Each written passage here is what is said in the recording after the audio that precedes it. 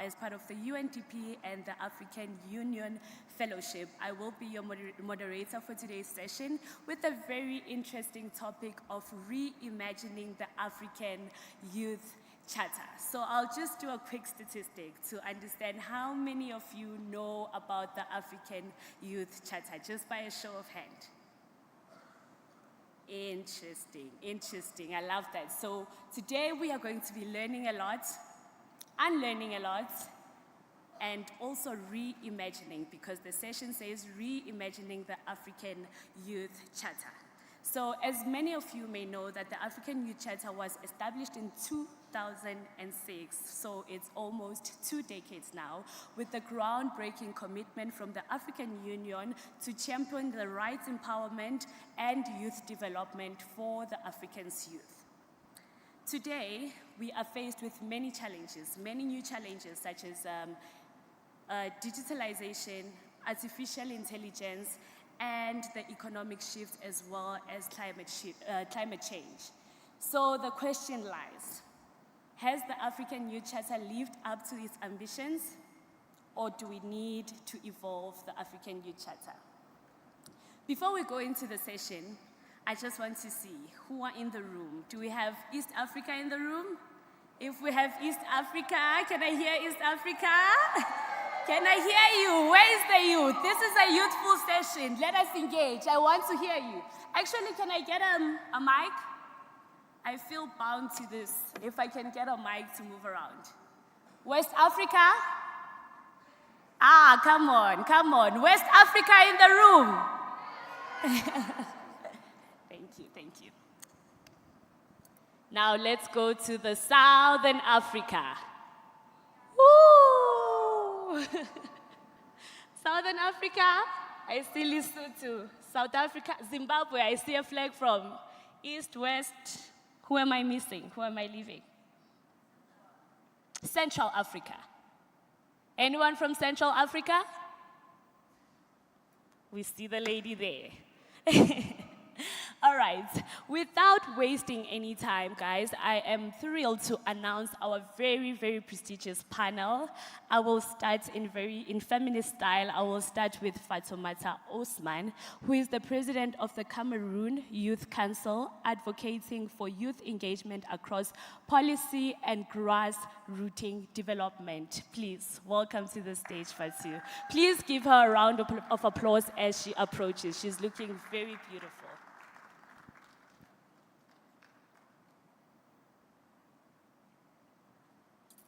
Let's give her a hand. Welcome. Following Fatou, I will ask Ngabo Brave Oliver, the Executive Secretary of Rwanda's National Youth Council, a voice of youth-driven policies at national level. Welcome. I will now ask Paul Loa Kenny, the Senior Researcher and Program Development Officer at Allied, formerly with the Refugee Committee, bringing insight to policy gaps of vulnerable and refugee development. Another hand, please, for him. But this chair is not. And finally, I will ask Joshua Kwaye, we say Kwaye in the Southern African region, the Youth Engagement Lead at the African Union, working to ensure the youth voice resonates in the continental policies. Ladies and gentlemen, this is our panel. Please give them a warm welcome to the stage. I will now hand over to our panel to briefly introduce themselves and the work that they do before we deep dive into the session.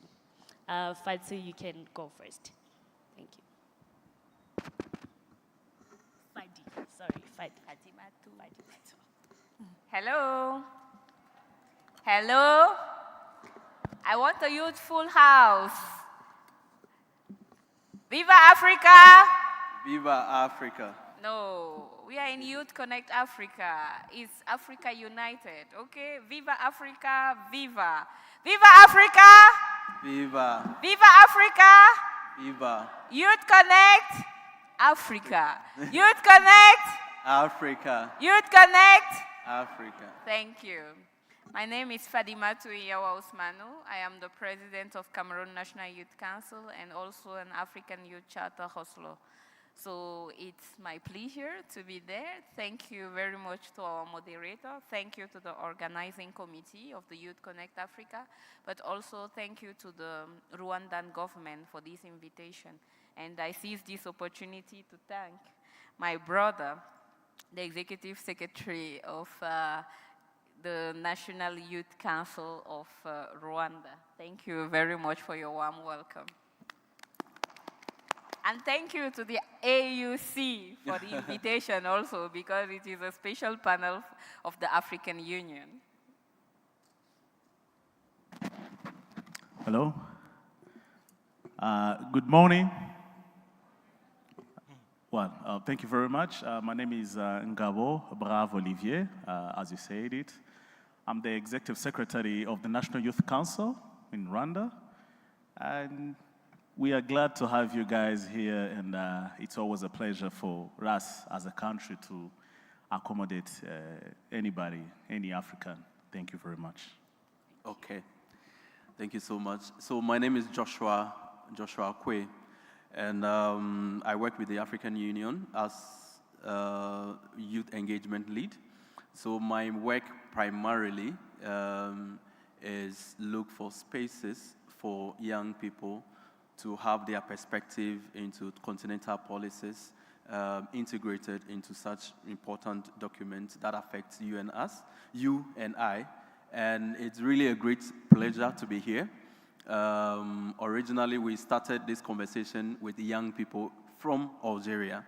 So just last week, we had a Pan-African Youth Forum where we were so much privileged to have two of our panelists there, Madame Fatou and then Olivier were there, and they made an important contribution representing the young people of their respective countries. And today, we are here again with you to have this same important conversation to digest the African Youth Charter. As the moderator mentioned, it's been almost a decade. You and I know that, speaking for myself, I was practically like 8 years when that document was drafted.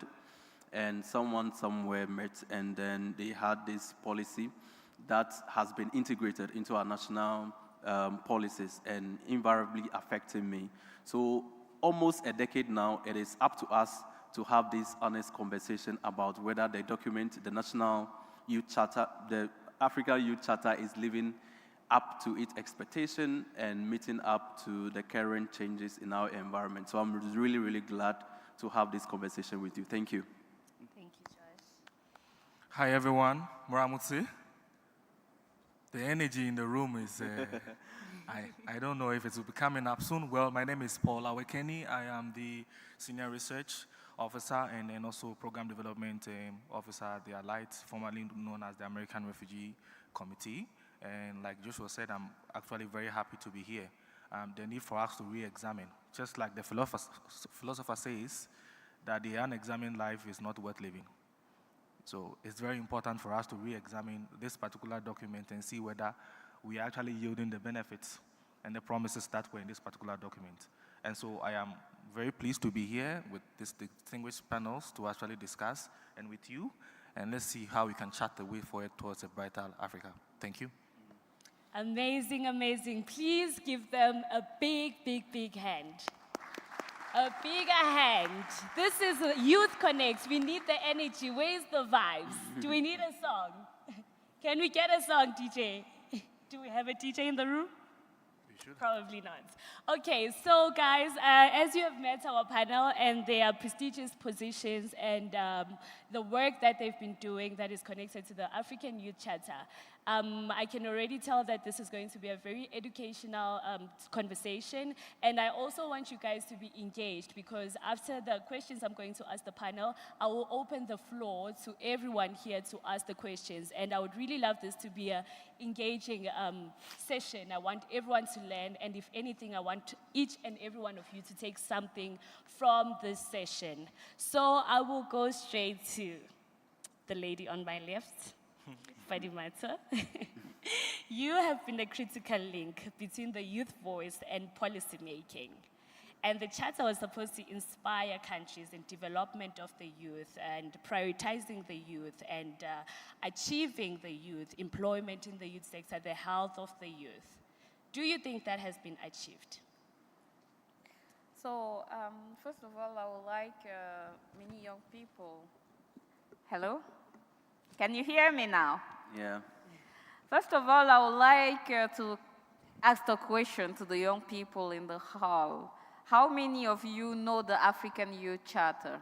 How many? Can you just raise your hands so that I feel like are we together or not? I know the member of the panel, yes, they are included. How many? Can you raise your hands, please, to help me? So you see, first of all, we need to tell to the African youth that are in the hall what is the African Youth Charter first. And the African Youth Charter is a framework for youth empowerment and development at the continental, regional, but also national level across Africa. And it is also a framework that promotes youth active participations for governance, but also access to decision making, to quality education, health, services, but also employment, entrepreneurship opportunities. It goes in line with the projects of the African Union 1 Million Next Level, which it is a framework or an initiative of the African Union that summarizes entrepreneurship, engagement of young people, health and well-being, but also job opportunities, employment, and entrepreneurship. So you have it summarized in those 5 domains globally. And it is a document that have been ratified in 2006 after the Banjul meeting of the various member states of the African Union. And so far, we have 41 member states that have signed and ratified, deposited the document. We have 43 member states that just signed the document, and we still have 3 member states that have not signed the African Youth Charter. So those countries need to sign the charter to be able to influence on youth issues, youth challenges in their various countries. And Youth Council, as our own, have been created just after the ratification of our various countries of the African Youth Charter. Because it is an organ that allows young people, young Africans, to interact with their government, the development partners, civil society, but also young people themselves. So we are an interface between all these stakeholders and the young people themselves. And when we are seated at the table of decision making, we make sure that the challenges or the difficulties that young people are facing are really raised on the table. Also, we make sure that we are a platform of conversation, dialogue, consultation. It means we ask the question to the young people about what are their challenges and difficulties so that we can be able to report back to the government, to the development partners, but also discuss, dialogue, consultate with the civil society organizations. Because in the Youth Council, you don't just find a member, like as an individual, but you find a federations of youth associations and youth movement, civil society organization, the CSOs and the CBOs, members of youth councils. And across the continent, you have youth councils that are represented from the subdivisional level to the divisional level, regional level, and the national level. And then we have the Pan-African Youth Union that mobilizes the youth councils of the continent, which is a platform of conversation for us. But also we have the Office of the African Union Youth Envoy, who is collaborating with the Youth Council, the civil society, but also young people, young entrepreneurs, young mindset, but also the young people that are in the academic background, into schools, into universities. So it's very important for me, first of all, to respond to this question by bringing us together to understand what is the African Youth Charter, what is it for, what are the youth councils, what is our role as chairpersons of youth council or as an organ that exists across the continent. And as you can see, like I said, you have around 41 member states that ratify the African Union Charter.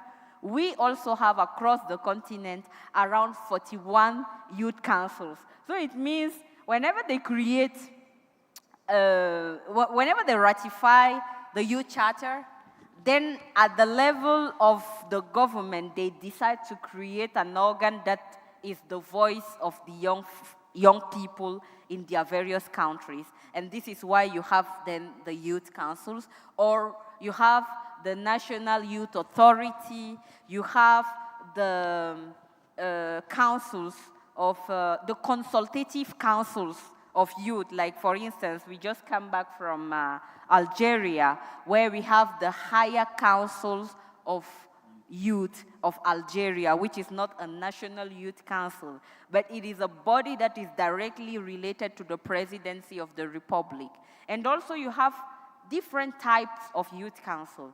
For instance, in Cameroon, you have a mixed national youth council, which is like, at the level of Cameroon, we are a structure under the tutelage of the Ministry of Youth Affairs and Civic Education, and at the same time, we are not appointed people in the Youth Council of Cameroon. We are elected by young people, the leaders of youth associations and youth movement. So it is very important for a young African to understand, first of all, which kind of youth council do I have in my country, or which kind of youth representation do I have in my country. For instance, in Djibouti, they have what they call le Mouvement de la Jeunesse de Djibouti, which is playing the role of youth council, but the name is not National Youth Council. So it varies from one country to another, from one region to another, but we have mostly the same objective, defending the interests of young people on the table. So when I come back to the various countries as examples, I will start by Cameroon. Currently, through the national youth policies, because the national youth policies of our various countries depend on the African Youth Charter. And today we are discussing on reimaging the African Youth Charter. How do we reimage a youth charter? It's based on our various national youth policies. Because if you take the example of Cameroon, we had our youth policy that was from 2015, 2020. And today we are doing the consultation of Cameroonian youth to revise this national youth policy and have a new national youth policy that reflects the reality of young people nowadays. For instance, in 2015, young people through the Youth Council have not been consulted for the national youth policy to be put in place. But today, the Ministry of Youth Affairs and Civic Education have given the responsibility to the Youth Council of Cameroon to do the consultation through our website, but also physically through focus group and through the diaspora. So we are involving all the actors, the young people from rural areas and the young people of urban areas. The 10 regions are consulted, and we are using our organs. When I talk about the Youth Council, I talk about 4,293 members into our executive bureaus, 14,000 youth associations and youth movement members of the National Youth Council, 360 subdivisional executive bureaus, 58 divisional executive bureaus, and 10 regional executive bureaus. So it reflects the decentralizations of Cameroon through our executives, and they are the most implementing organ of our prerogative as a youth council.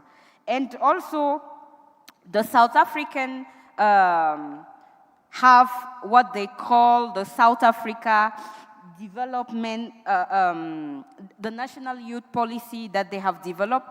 It was the first one since 2009 to 2015. And then you have the, they renewed the youth policy from 2015 to 2020, and it reflects the reality of South African youth. You also have the Kenyan that have the National Youth Council of Kenya, but they have a CEO of Youth Council, not the president, because, like I said, it varies from one country to another, and they have a particular focus in agriculture and digital innovation. And they renewed their charter in 2019. My minutes are almost over. In Nigeria, they renewed their charter in 2021. The first national youth policy they had was from 2009. In Ghana, they have the national youth policy of 2010, and they renewed their policy. And in Rwanda, I don't want to take the floor in the place of my brother, who is my direct neighbor.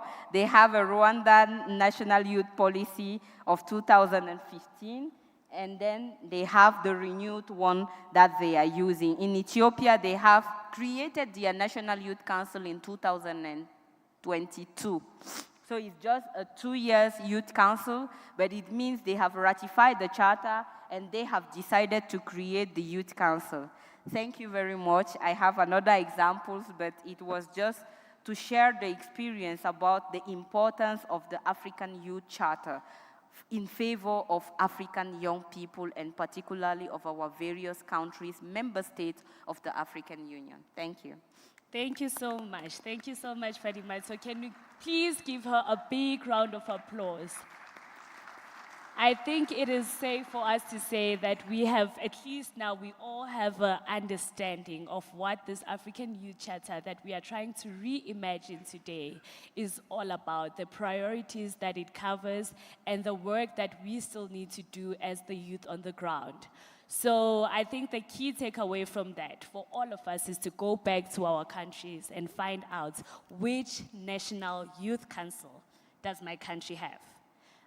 We've been privileged enough to be already given Cameroon, Kenya, South Africa, Nigeria, Ghana, Rwanda, and Ethiopia. So can we all make a pledge to go back to our countries and find out which National Youth Council do I have in my country, as well as the various youth policies that are in place. Are we in accord? Do we agree? Yeah. We are all going back and finding out. Yes? Yeah. Yes? Aye, that doesn't sound promising. Yes? Thank you very much. Thank you, youth. I will now move on to my next speaker, Ngabo Brave Olivia. You have been at the forefront of implementing youth policies in Rwanda. My question today is, have we achieved what we want to achieve in the Charter? Where have we fallen short? And what are some of on-the-ground policies and systematic challenges that have been faced? Well, thank you very much. Let me just, before I jump onto your question, take some few seconds to highlight something about our National Youth Council. It has been agreed and been put in our constitution in 2003. Actually, our National Youth Council has been here for 21 years. And it also has its own roots. If you see our leadership that we have today, we have a leadership that understands the resourceful of the youth.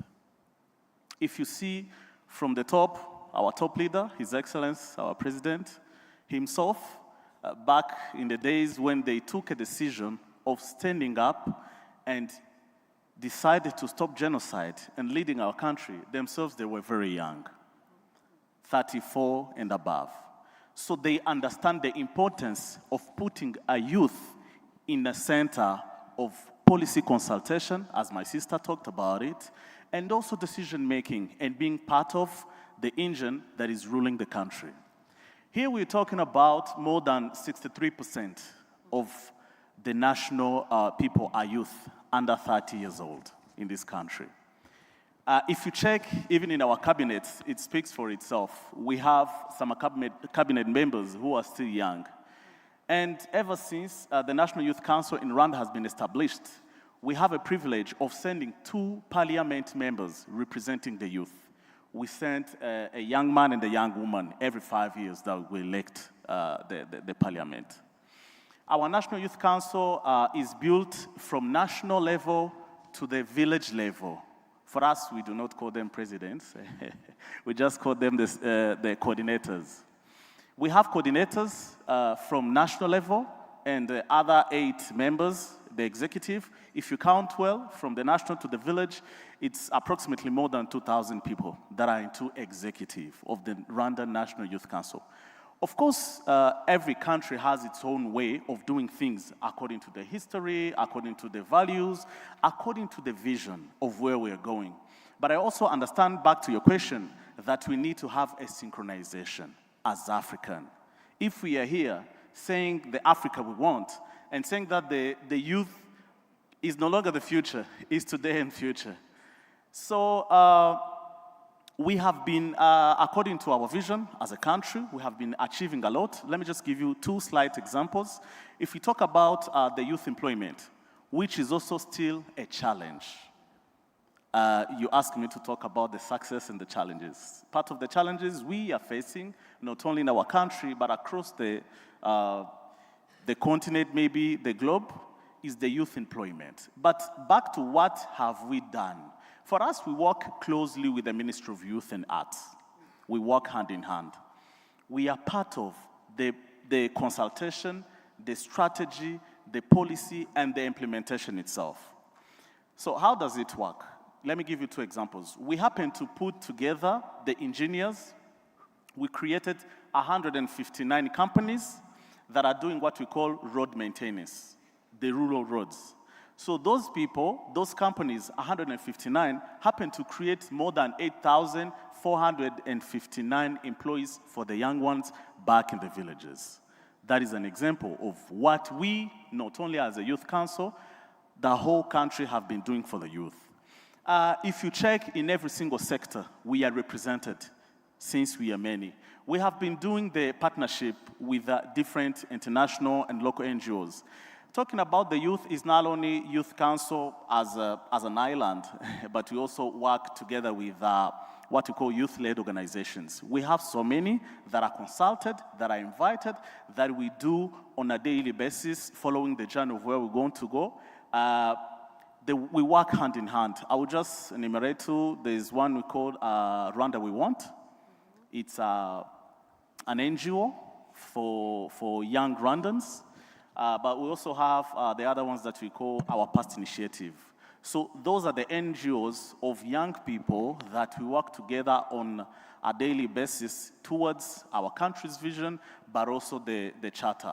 So to finalize, we are sitting here saying the reimagining. I'm not seeing any other way of articulating it in a perfect way than our president did yesterday. It is only us as Africans to blame ourselves, since we have it all. Thank you very much. Thank you very much. Thank you very much, Brave. It is our responsibility to reimagine the Charter.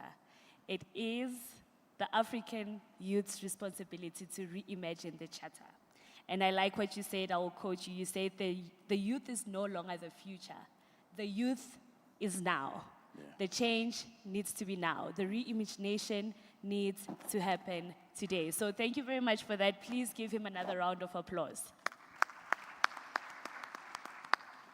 I would like to skip Josh for now, and jump straight to Paul. Paul, are you ready for us? Yes, very ready. You work with Allies, Yes. which offers a crucial perspective on refugee youth, a group that is often marginalized or left behind, especially in policies and systematic thinking, as well as the groundwork that is done. We know that refugees are often marginalized and in some countries not even accepted as yet. So linking that to the Charter, do you think that the Charter has catered for refugees across Africa? And does it speak to the realities of the youth refugees that are already marginalized? If not, how can we change that? How can we make sure that the youth caters for the youth, including the refugees, which are part of the youth essentially? Very well. Thank you very much, Melon, for this beautiful platform that we've all been given to actually discuss issues that are affecting us. Yes, from the perspective of Allied and refugees, I don't know whether we should also maybe isolate refugees because they are also youth, just like us. And they live in the continent. So the issues that affect us affects them too, just that they all have some unique challenges in themselves. But before I even begin answering the question, I would like to actually do some contextual analysis. This is a beautiful country, Rwanda, because from the research perspective, this is the only country that has very progressive policies for refugees and displaced persons in this country. And, oh, you're not clapping, let's. But refugees are actually given a pass to work, to access education, health services, which is quite unique in other countries in the region. And so for me, if we look at in terms of policy framework, national policy framework among African countries, I think Rwanda is doing a great work. And it's actually supporting the work we do at Allied. For example, we have a coding school where we are actually training refugees on how to program, where they can access work remotely outside the country and even within this country. And there are organizations who are actually willing to take refugees as employees to work in this particular country. So there are some countries that are actually doing well in terms of what the African Youth Charter, in terms of providing employment for the youth. Now, if we want to actually look at the Charter itself, when you mentioned it's about 2 decades, almost 15 years ago, when this particular policy was adopted by the AU, and some governments have accepted it, some have just signed, and we are actually here to re-examine this particular policy and see, am I actually benefiting from this particular will? It's like a will that has been given to me as an African. 15 years ago, it was said that I was going to be provided with employment. 15 years ago, it was said that I'm going to be given access to fully participate in the decision-making process of my country. Now, everybody sitting here today, will you want to assess yourself and ask whether am I really, really yielding the benefits from this particular policy? In other words, is this particular policy living the realities that I face today? I would like to mention a few. The first one is climate change. We take a critical view of about this particular policy, and then we look at the impact of climate change on our lives here. Is it really, really shaping the policies and prospect initiatives in the country to mitigate the impact of climate change? I was just having a conversation with a colleague in this country some few weeks ago, and he is actually into the agriculture sector. And he made this comment. He said, Paul, it's not raining. If we are not careful, we will go hungry. These are the realities of the African youth in this sector. And you know the agriculture sector employs about 60 to 50% of the population. We are having food and water insecurity. Climate change is also influencing migration. Now, if you look at the data from the IOM, majority of the people you see on that rubber boat on the Atlantic trying to cross over to Europe and to America are the youth like me, who feel that I cannot develop in my country.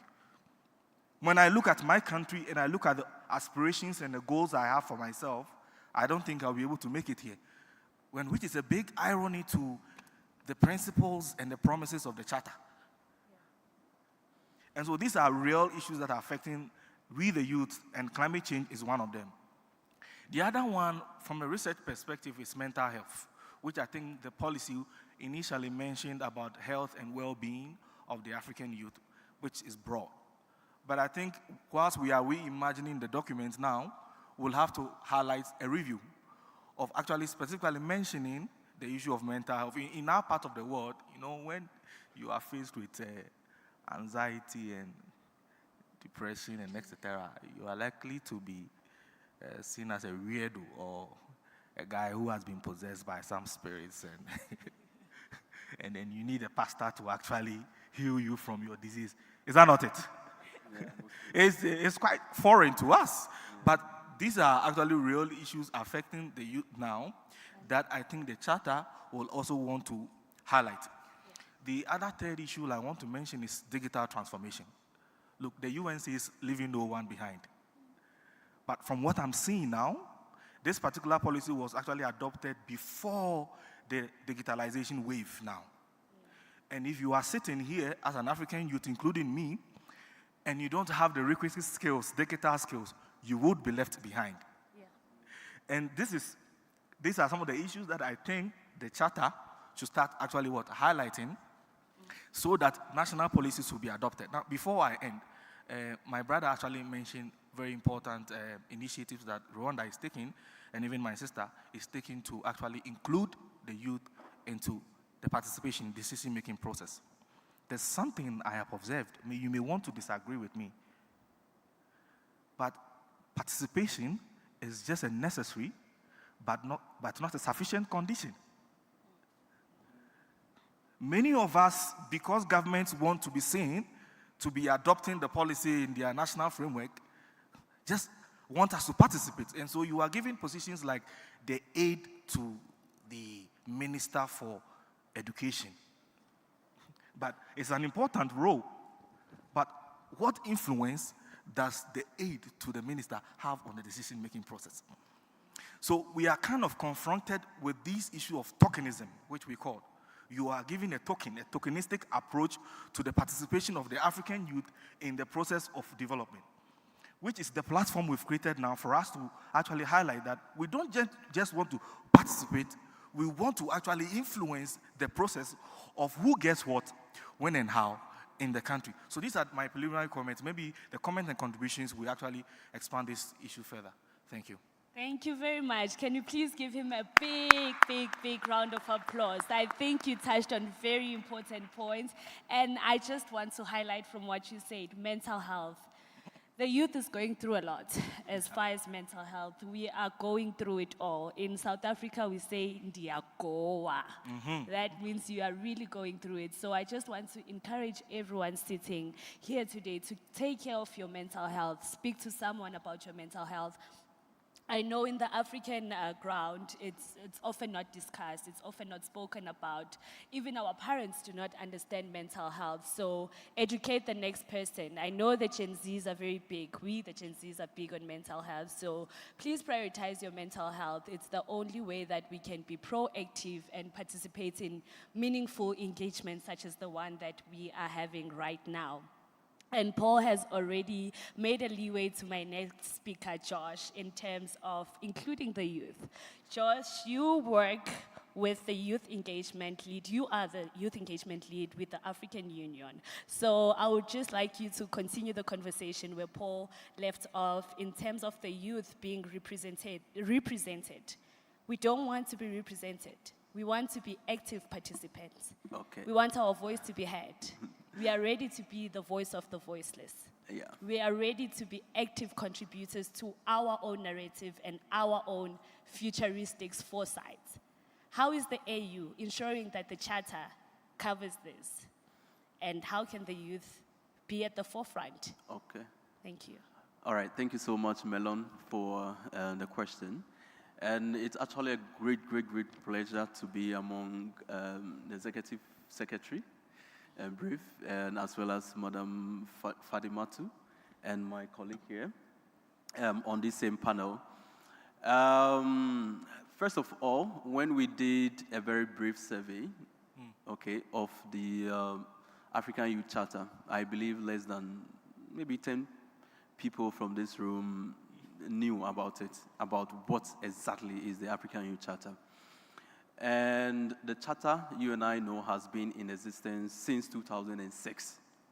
So since 2006, the charter has been existing. And we as young people, and of course all my other colleagues have spoken about the relevance of the African Youth Charter and how systematically it's been integrated into our national policies and frameworks.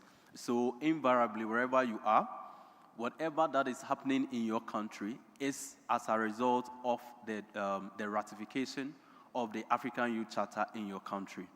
Brave spoke about the establishment of the National Youth Councils and other initiatives and policies that the government, through the National Youth Council, is implementing, as well as Madam Fadima too. So we as a young person must first of all take responsibility. I think mostly we try not to absorb that responsibility. First, we have to take responsibility of understanding and knowing what the national or the African Youth Policy is all about. Article 26A spoke about, in the Charter, gives us the responsibility as a young person to own our own development. And one of the surest way of knowing and owning our own development is by researching and understanding certain policies and frameworks. So if me as a young person knowing very well that in 2006 I was like a kid, who didn't really know, and when I started, let's say in my early 20s, I've come to appreciate what it means to have an African Youth Charter. It behoves on me as a young person now to really appreciate what the charter is all about and whether it's really speaking to my current need, and the reflection of it is what is happening in our society. So we first of all have to take responsibilities of knowing the charter, and I think that should be the baseline, because if you don't know anything about the charter, it is a problem. It is a huge gap. We as a resource person can practically hold your neck or head and ask you to read what the charter is all about. You have to make the effort. There are a lot of national youth councils. There are a lot of entry points that you can get to knowing. The very first entry point is that when you take your phone right now, we all have beautiful phones. We all have high-speed internet. And you type African Youth Charter. Trust me, it is there in black and white. It is there. Every clauses, article, and every responsibility to your country and to yourself is there for you to know. Is this policy or this document a living document speaking to my needs as a young person? And then that is the first entry point. The second entry point is to making the next step to find out from your country whether this policy has been ratified in my country. Of course, we are in Rwanda, so permit me to use Rwanda. Yes, Rwanda has ratified. Is this policy, since its ratification, let me move a step further to ask the council, these clauses, the clause says, I have economic rights. Is this right implemented? Of course, I have to own property as a young person, as stipulated in the charter. Do I have the right? Is Uganda, through the National Youth Council, living up to the clauses in the African Youth Charter? If all these questions are not answered, what you need to do is to then begin to hold your leaders accountable, and also to find a way to have that kind of voices as a young person to make sure the African Youth Charter is living out to its current, it's living out to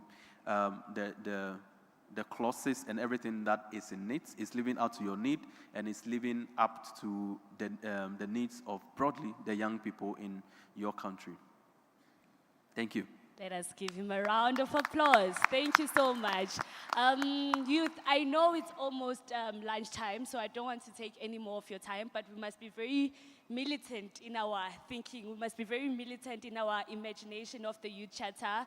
So I would like to throw it back to you to ask the questions. Feel free, feel open.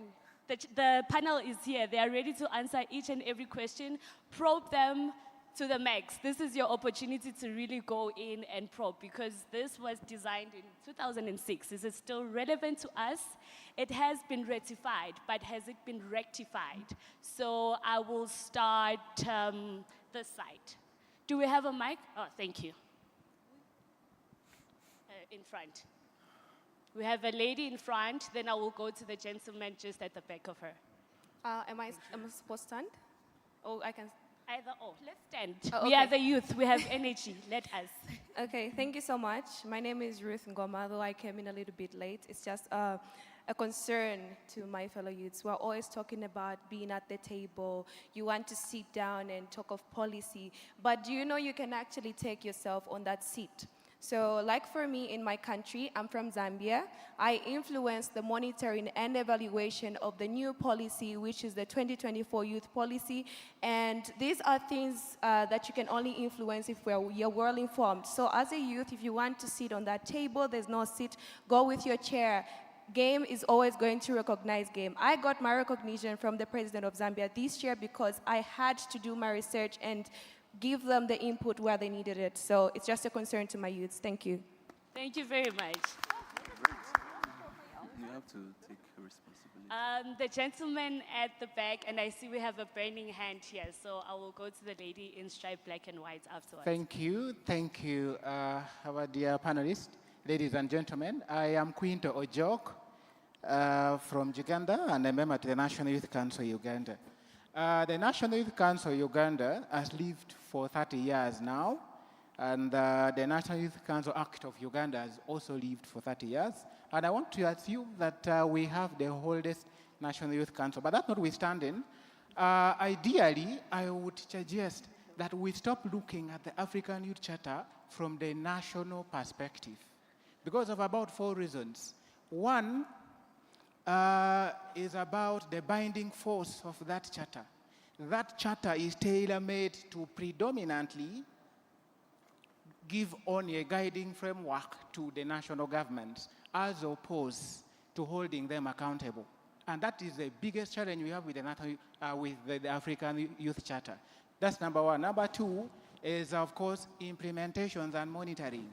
We have so many intentions under that charter. For example, when you look at Articles 3, 13, 14, and 15 of that charter, the first under Article 3 is freedom of movement. But we don't even have a visa system that supports these young people in their businesses across borders.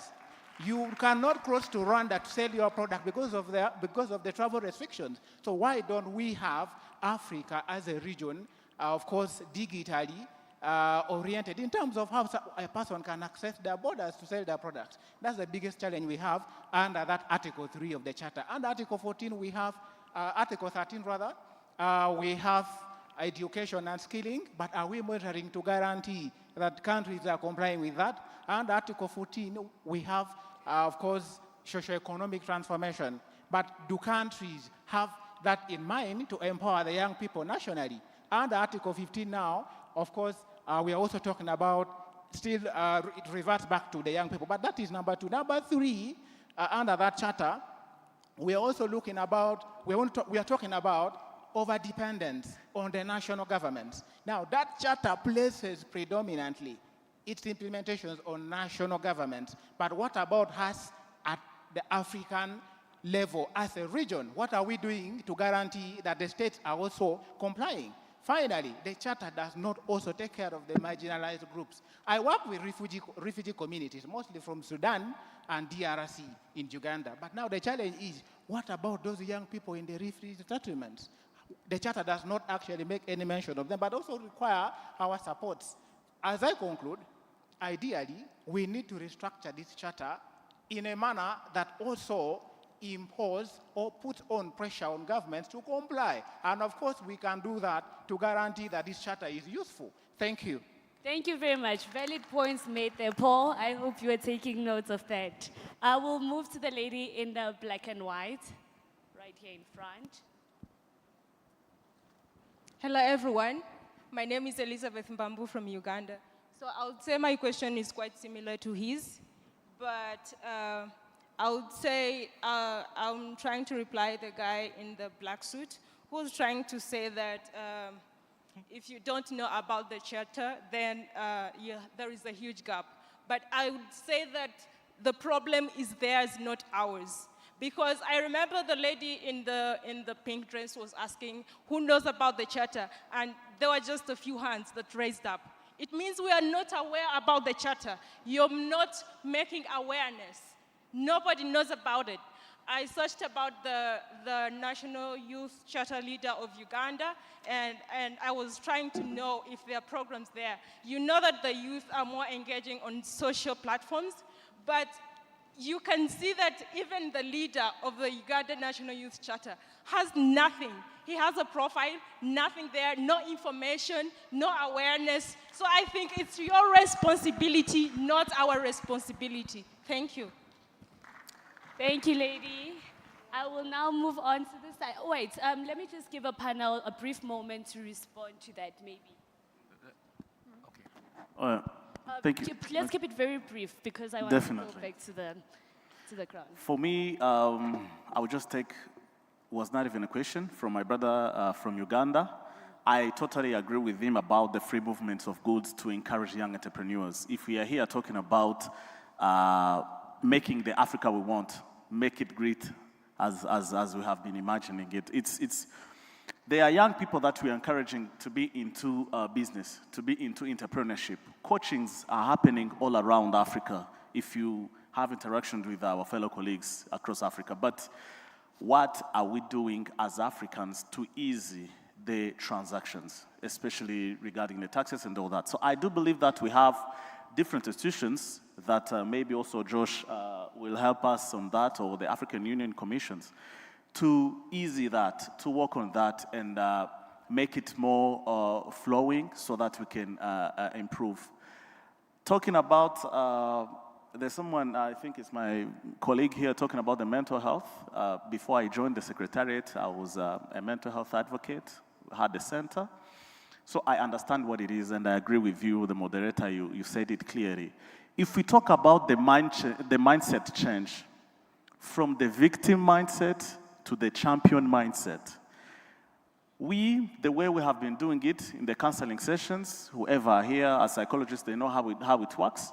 Somebody notice that they have a problem, and they go to look for solution. So it's us to take one step further. Then we do the halfway meeting and we uplift each other. This is how we are going to pass on the torch per generation. If we also have to raise our awareness about anything, it starts from our own.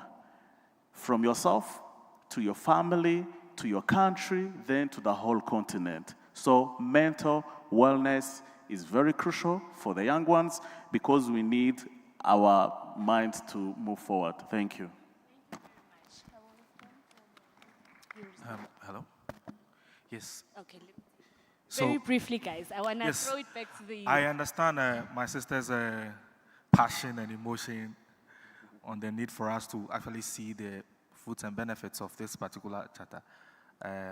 But I also respectfully want to say that it's not anybody's responsibility. It's a shared responsibility. It's your responsibility. It is my responsibility. And that is what this platform is doing, to raise the awareness. We were in Nigeria, now we're in Rwanda. We're moving across the continent to actually let the duty bearers and those who hold power that we are now a force to reckon with. And so it's a shared responsibility. If you leave it on somebody, I mean, we are not going to, it's going to be an exercise in futility. We've traveled all the way from our countries to be here, and if we don't come together and ensure that this particular charter is working, what are we doing? So it's not anybody's responsibility, it's a shared responsibility. The last one on the issue of implementation, that most countries are not implementing. Yes, implementation is actually built on what? Political will of the government. And the only variable from my experience so far that pushes political will is what? Is civic action, civic engagement. Your will to actually push the forces of powers to do what they are supposed to do is what actually makes realities. And so each government can have it ratified, it can be in their policy document. I know some countries even have policy fairs, a whole lot of policies. But if the people actually don't push those who have power to push to do it, it will just be hanging in the shelves. So these are my few comments. Thank you, Paul. All right. Thank you for that. I really Melon. want to take the questions. Melon. I remember. Sorry, one more thing. I think I like the submission of the lady from Zambia. She was like, she researched and she was part of a process because she wanted to know. I think that is the very first thing that we as young people must take responsibilities for. Because first of all, we have to ask ourselves, what defines me as a young person? If we don't understand what defines us as a young person, then first of all, we are not on the same page. So if you ask yourself, how does young people in Africa are defined and what framework defines young person? Is the African Youth Charter, okay? It defines young person from 15 to 35 years. So that is why in every policy document, every young person is defined within that age bracket. So if you don't question some of these things, of course, there are gaps in publicity, information sharing, and all that. I admit to that. But we as young people also must take responsibility of knowing.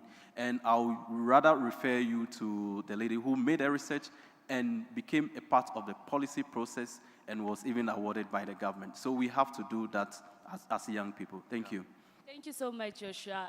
To be young, guys, is to be in a state of becoming. It's learning and unlearning, and we should never position ourselves in a position where we are saying, we are not questioning anything anymore. We are not reading.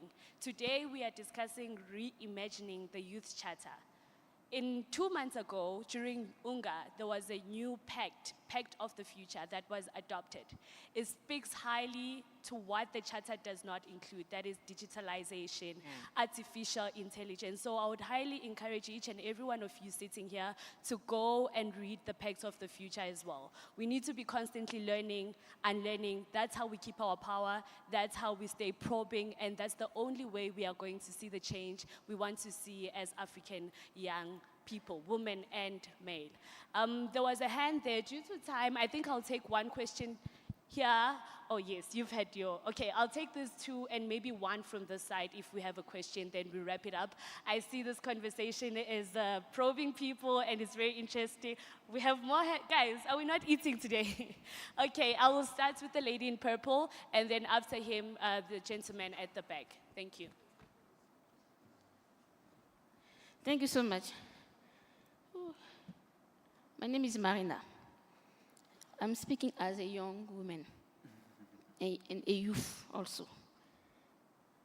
I have a question for all the panelists, but most for Cameroon and Rwanda, our National Youth Council.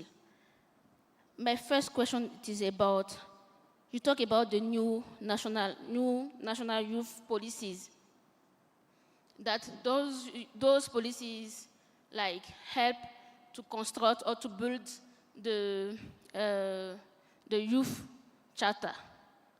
My first question is about the policy. The policies, I think that in this policy, there is also the renewable of the mandate of each national council in Africa. But we realize that in Africa, our National Youth Council are still there for many years. Without any re-election, they are still there and they are just coming to talk on youth matters. So the first question is, how you, Cameroon, you, Rwanda, are working with the AUC to be sure that the National Youth Council of each country, first of all, they need to be above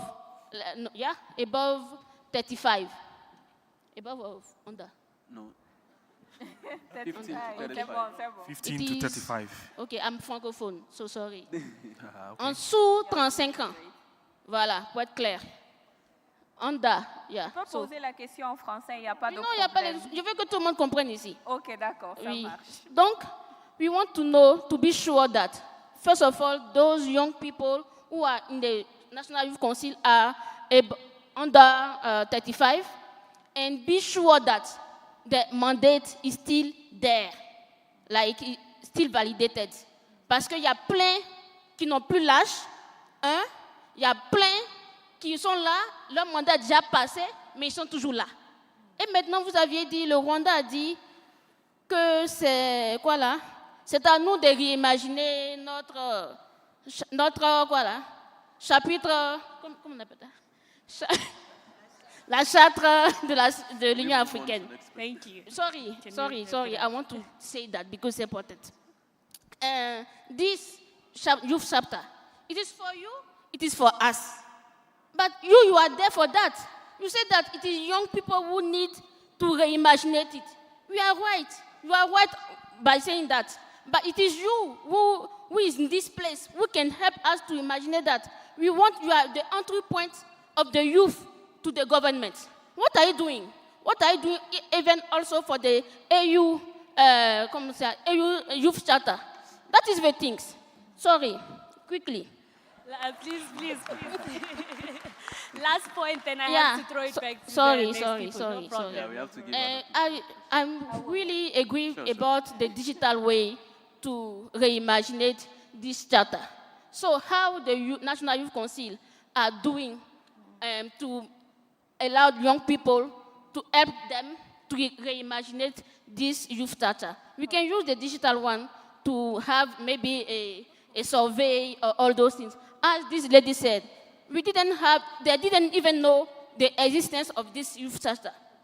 How they need to know the existence because it's just since 26. Now we are in 2024. We need to know this charter and know how to reimagine it. Thank you. Sorry, I have to cut you there. Thank you so much. You have double-barreled your question, and I'll just take that one. But really, we are waiting for the Youth National Council to do their job. And if the mandate is finished, they need to go to another thing. Thank you. Please give her a hand. While the mic is being passed on, I just want to tell the panel that the youth is angry. The youth is angry, and we need answers. We need answers. We need to see practical action happening on the ground. This is a reality. I love how she's passionate and really expressing how she feels about the charter. I think it's very important to have probing conversations like this and let the conversation not die after we exit these rooms. Let the conversation continue. Let the change happen. It does not stop here. Over to you, sir. Jonathan MD Yanzi, and I'm from Liberia, and our secretary member of the Liberia Youth Voice for accelerating the RCPD. Sorry, please, can you speak aloud because we don't hear you from here? I'm Jonathan MD Yanzi from Liberia, and I'm a secretary member of the Liberia Youth Voice for accelerating the ICPD. My question goes to Mr. Joshua from the AU. All right.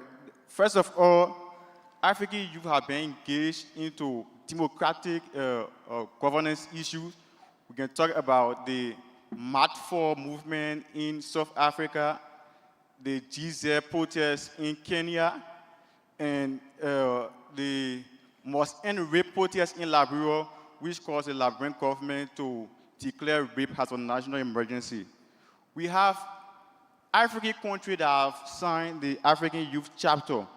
What is the AU doing towards what is the AU doing towards holding countries accountable for the realization of the African Youth Chapter? And I will close by motivating my fellow African youth that we have to start standing and taking actions on things that matter to us, because by 2030 it will be more youth and things that are paramount, things that need to be addressed. We need to start taking action. What is dreamable is achievable, and young people must start taking the lead to lead the charge for change in our lifetime. Thank you. Please give him a hand. I think that's a very important question.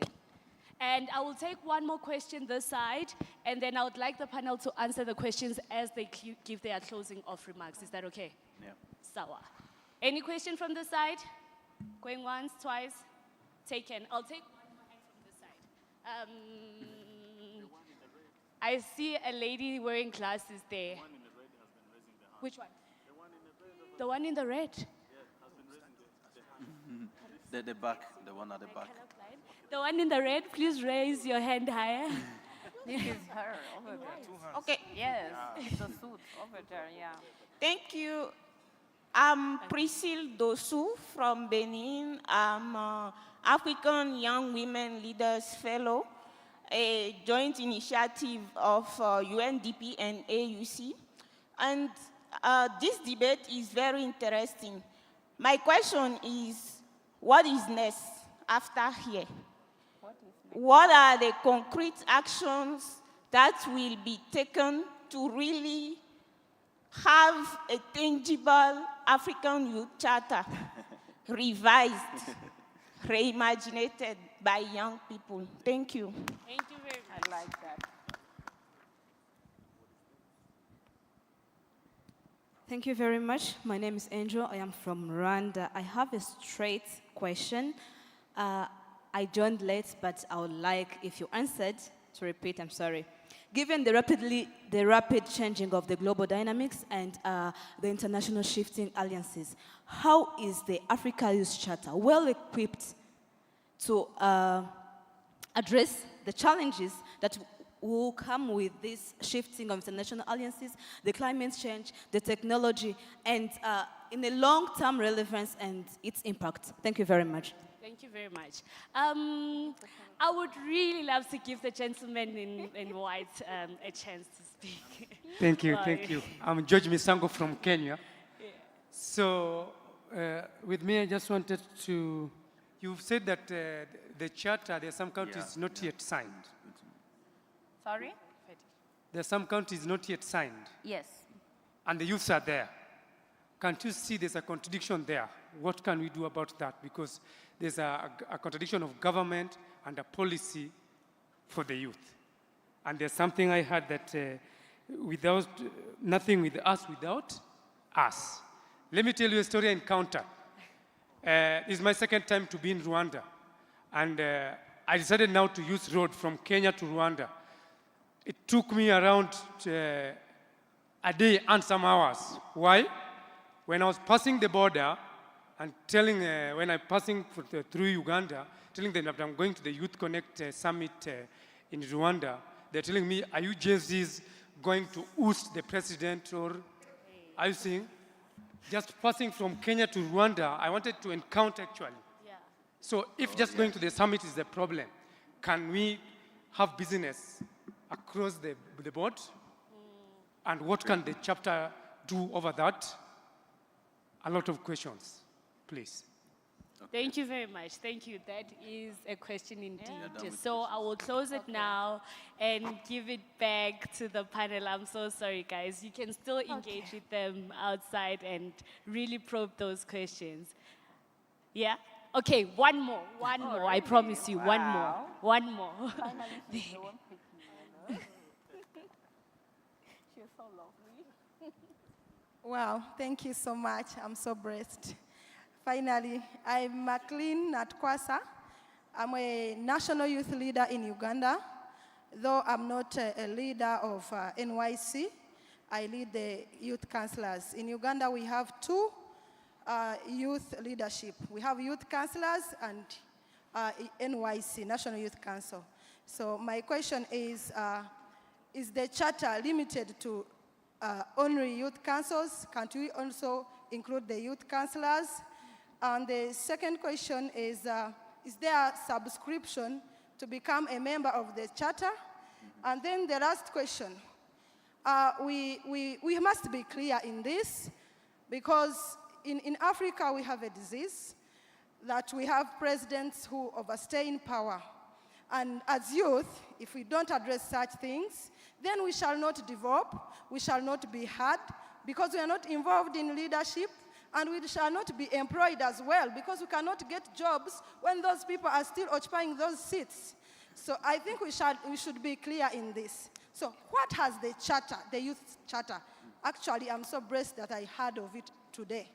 So what has it tried to raise the youth as far as their voices being heard and involving leadership is concerned? I thank you. Thank you very much, guys. Please give her a round of applause. Because of time constraints, I'll take it back to the panel. Please be very brief. I'll give everyone maximum 2 minutes. 2468, 2 minutes, please. Try to answer all their questions, and then we wrap it up. The conversation will continue outside of here before we get chased out of the auditorium. Thank you very much. I just want to call on the attention of many young people from the various ones that have taken the floor to ask questions, that there is one thing that you should remember when you talk about the African Union. Countries has what they call their sovereignty, which African Union does not have sometimes the powers to go above the sovereignty of the countries, because they have their own constitutions, they have their own rules and regulations, their own laws that they decide to implement in their various countries. African Union work to put in place some rules, a kind of regulation that helps the countries to function and to work, such as the framework of the African Youth Charter. So we need to understand this first of all, and this is why I was saying that each countries have their various kind of youth council, depending on the politics of the country. There are countries that decide that their youth council depends on their presidency of the republic, and others that decide that no, it is under the tutelage of the Ministry of Youth Affairs and Civic Education, like for instance, the one of Cameroon, but we are not appointed, we are elected. So they give the voice to the young people to decide who is going to be their representative, not them who decide as government. But they help us because we need subvention. We are young people. Mostly we are always complaining that we don't have financial resources. How do we overcome these kind of challenges? We need the subventions of the government. We need the subvention of the development partners to implement projects. Without them, also, we cannot be able to function. So you need to be realistic while thinking about the functioning of youth councils. And then we need to be true to ourselves. When youth associations and youth movements subscribe themselves to youth council, they pay their fees from one mandate to the other when they are interested to get some seats at the positions of decision-making in those youth councils, not during the mandate. And also, I wanted to answer to the question of my sister about the renewal of youth councils. It is clear in all the youth councils that of the countries that have ratified the African Youth Charter, that the age of young people is from the age bracket from 15 to 35 years old. And I can assure you, because I am the first ever woman becoming president of Youth Council in my country. And I have been elected in 2018. My country have reorganized an election, and I won the second election. So it means it depends on country again, the politics of the country. I don't know from which country you are from, and you have to understand that sometimes elections of youth council cannot be organized during a presidential year, because there are other agendas and duty when they are doing parliamentarians election and so on. So there is a stratified agenda and also calendar in terms of the renewals of youth councils, and it depends from one country to another. So based on the sovereignty of a country, I can advise, I can share best experience of my country, sorry, I'm gonna have but I cannot impose your country to do an election. I'm gonna have to cut you. So sorry, guys. Let me moderate this time. Let's respect time. I will pass it on to Brave. 2 minutes. Actually, 1 minute, 30 minutes now, because... Okay. Thank you. Let me try to be brief. I think our sister is coming from Senegal. I don't know their status and how they do their things, but for us, if I'm to talk about my own country, the age range is very much respected. And we are a very good example in Africa if you even check our cabinet members, State Minister of Education, our ministers itself, State Minister of Health, those are young people. If you see the people that we elect in our own parliament, if we see the coordination from national level to the village, the very age is very much respected in our country. I don't know the experience on your side, but for us, as Agenche said, every country has its own way of doing things. And again, maybe to close, it's all about the mindset. For us, we ask ourselves is, what we as Rwandan youth can we do for our country? It's not always what is our country doing for us, because it does not go just one way. we work hand in hand with our country, because for us, we are so much involved into strategies, policy making, and even the implementation of it. Thank you very much. Thank you very much, Brave. Moving All right, on to a very George. quick one.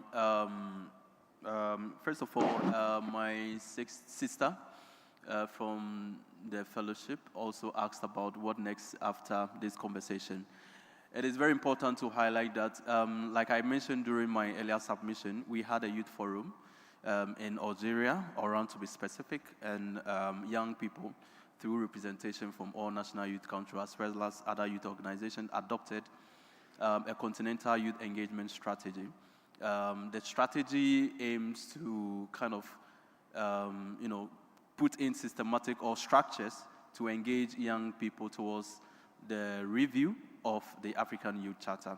So it is very important that we start this conversation, and every outcome of this conversation is feeding into that engagement strategy. So it is important that, again, when we start or we kickstart the African Youth Charter review, we will come back to you. So just be on the lookout, and we'll be working closely with the National Youth Councils and other youth organizations that are available in your countries. So it's very important that you align on that. And then maybe one last thing about what the AU is doing. I think it's been addressed already. The AU is a continental body. Every country has its own jurisdiction. What we do mostly is about policy advocacy. So if your country hasn't ratified, what we do is embark on various advocacy missions to ensure that the country or the leader, which is the president or head of state, ratifies it. And this comes in with a lot of diplomacy, a lot of work that goes on behind that you and I even don't see. So it's a systematic process. It's a systematic engagement with these member states to ensure that these frameworks are ratified in your country. So I think my last word before we depart here is that we shouldn't forget that, I'm still a young person, and I've realized that mostly what we don't do is taking responsibilities. It's very important that we take responsibility, like we have to take responsibility. As soon as we start taking responsibilities of what we want to see, the change that we want to see in our environment, trust me, the change will reflect in our community. But as soon as we start deflecting responsibilities, then trust me, we're already in a failed society. So we have to take responsibility, own the process, own our own development, and trust me, we're going to see a lot of change. Thank you. Thank you very much, Paul. 1 minute. 1 minute, please. Oh, so the time keep reducing. It's unfortunate. Yes. Anyways, so thank you very much for this particular platform. There was a comment there that this is my first time of hearing of the charter. And I was like, wow. One of the unintended objectives or outcomes of this particular summit have been achieved. We've been able to get one person to actually know that something like it exists. Yeah. So the answer to the question, what next, is you and me. What are we going to do with the knowledge that we've gotten here? Look, don't be thinking about, the president is important.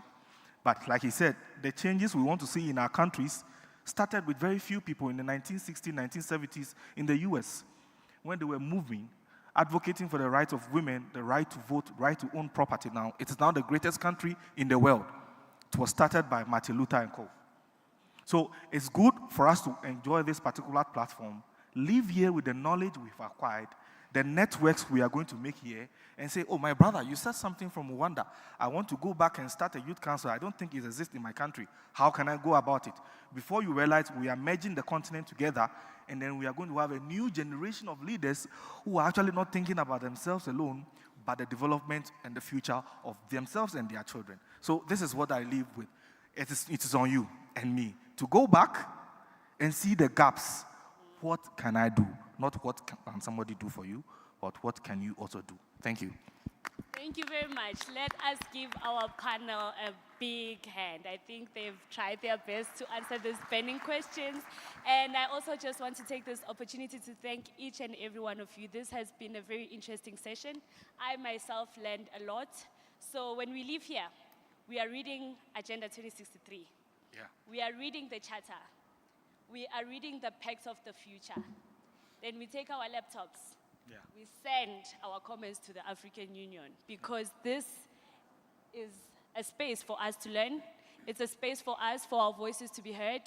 Let us not be stopped by barriers. The lady said, if there is no chair, enter the room with your own chair. And that is exactly the movement we are supposed to take and move like that because we cannot wait. We are tired of pointing fingers. Let us be the change we want to see. Let us actively contribute to be the change we want to see. The Africa we want is coming from us. Ladies and gentlemen, thank you very much. My name is Melon Nube, and it's been great. Okay. Thank you. Are we taking some group pictures? We have to take group